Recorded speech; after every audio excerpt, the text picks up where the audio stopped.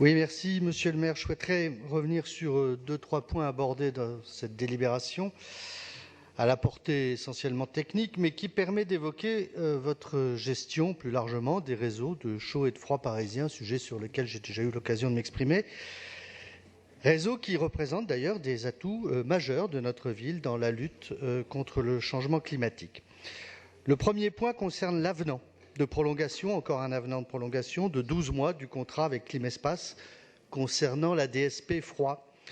Alors vous faites référence pour justifier cet avenant à la préparation de la fin du contrat, mais aussi et surtout au délai imposé par la procédure de passation d'une DSP en délibération validant, et ça n'a pas été simple d'ailleurs, le principe d'une nouvelle DSP, seul mode de gestion à nos yeux, capable d'assurer le niveau d'investissement nécessaire au développement du réseau tout en limitant les risques pour la collectivité, a été validé en juillet dernier, alors qu'on aurait pu le faire d'ailleurs 6 mois avant, mais 6 mois, c'est le temps qu'il vous a fallu pour vous assurer la gauche de votre majorité, partisane plutôt, elle, de la municipalisation.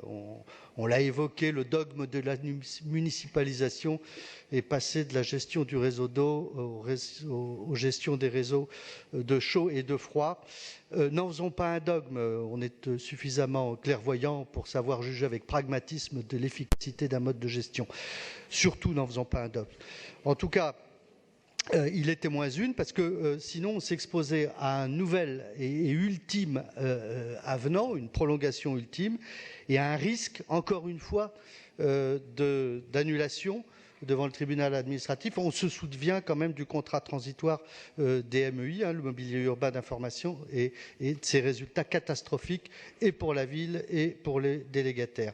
Voilà, pourquoi faut-il toujours attendre le dernier moment ? Au final, si le pire est évité, nous perdrons tout de même collectivement 1 an avant que de nouveaux investissements soient lancés, 1 an avant de continuer de déployer le réseau de froid, 1 an dans la mise en œuvre de nouvelles solutions de lutte contre le changement climatique, le tout du fait d'un exécutif, encore une fois, incapable de s'entendre avec sa majorité sur les choix de mode de gestion. J'aimerais aborder l'autre point de cette délibération dans lequel il nous est proposé de transférer la distribution de chaleur des Halles, qui est jusqu'à présent exceptionnellement gérée par le délégataire chargé du réseau de froid, à celui chargé du réseau de chaleur parisien, à savoir la CPCU. Ce transfert me permet donc d'aborder là encore plus largement la question de la gestion du réseau de chaleur parisien et plus particulièrement celle des augmentations tarifaires de la CPCU qui ne manqueront pas d'intervenir dans les prochains mois. Parce qu'on se souvient qu'au mois de décembre dernier, vous aviez dû retirer en catastrophe de l'ordre du jour un projet de délibération qui prévoyait une augmentation des tarifs de la CPCU de 8%, comme par hasard à partir de septembre 2020, c'est mieux après les élections municipales. On se souvient aussi que ce projet de délibération intervenait près de 3 ans après la décision quasi irresponsable que vous aviez prise de geler les tarifs entre 2016 et 2019, alors que les contraintes extérieures auxquelles était soumise l'entreprise rendaient ce gel totalement déraisonnable. C'est d'ailleurs la raison pour laquelle cette délibération que vous avez été obligé de retirer fin 2018 ne proposait pas moins que c'est un rattrapage tarifaire sensible en effet. Cependant, là encore, faute d'accord avec votre majorité, vous avez été incapable de remettre cette délibération à l'ordre du jour. C'est donc un dossier que vous avez laissé à vos successeurs.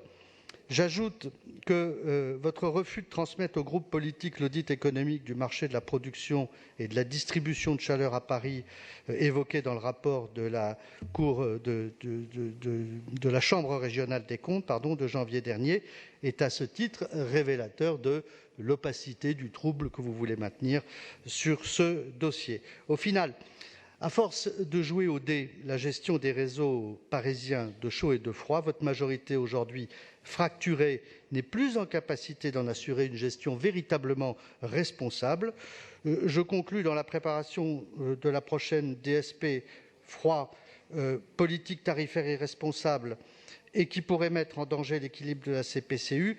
Ces réseaux, en réalité, sont malmenés dans leur développement et leur modernisation, qui représentent pourtant, je l'ai dit, un enjeu fondamental dans l'atteinte des objectifs du plan climat. Moi, je crois qu'on ne joue pas les enjeux économiques et financiers de la ville dans un mercato préélectoral en tentant de ressouder une majorité largement fractionnée. Voilà, je regrette véritablement ce mode de fonctionnement.